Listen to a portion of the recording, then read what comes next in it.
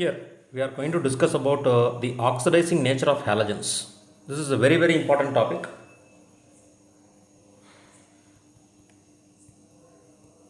Oxidizing power of halogens. Electron affinity is the tendency of atoms to gain electrons. Of course, in the previous slides we have seen that chlorine has highest electron affinity. But can it be a best oxidizing agent amongst the halogens? It is a dispute. Oxidation may be regarded as the removal of electrons so that oxidizing agent gains electrons. Thus, halogens have strong tendency to accept electrons rather than donating electrons, with iodine as an exception. All halogen acts as oxidizing agent, yet oxidizing power of halogens decreases from fluorine to iodine. Now, whenever we discuss oxidizing agents, we discussed standard reduction potential values. It is obvious that you need not by heart these values, but from the previous chapter electrochemistry, you will be able to appreciate this standard reduction potential of halogens in volts. Fluorine being 2.87 has a highest value of E0 SRP, and iodine having 0.54 volts being the least value of E0 SRP. Chlorine and fluorine being intermittent. Although chlorine possesses highest value of electron gain enthalpy,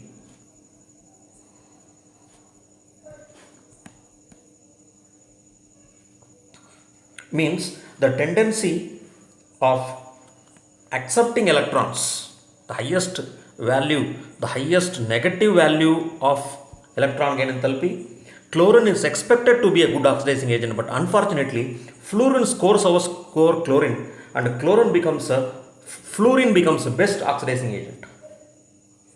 So what is the meaning of oxidation potential? Oxidation potential is what we learned in electrochemistry is different. What we are going to learn now is different, because oxidation potential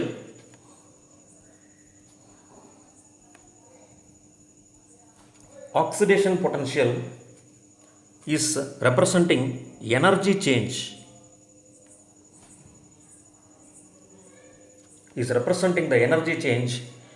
in its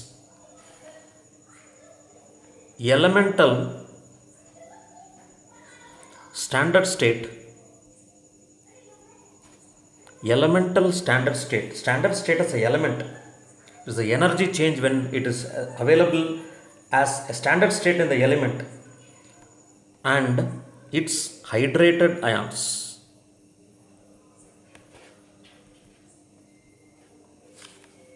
For example, if you take iodine for example, half molecule of solid iodine gives rise to I minus, which is hydrated. Therefore, for this, what is the energy value? That is indirectly or directly indicated by standard reduction potential.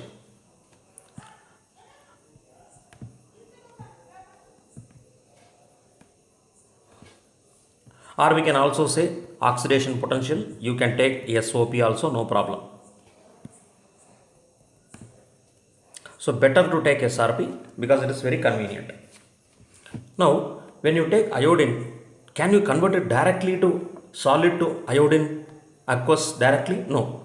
First, what you will do, you have to convert iodine solid to iodine liquid. This involves enthalpy of fusion, standard enthalpy of fusion.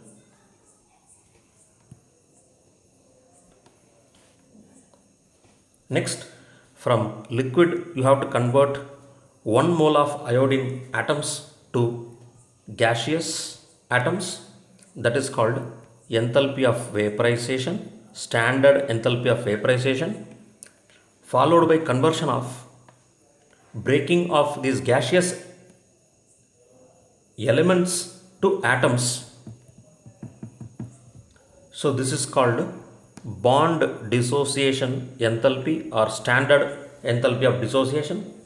And further, you will have to represent standard electron gain enthalpy by introducing one electron.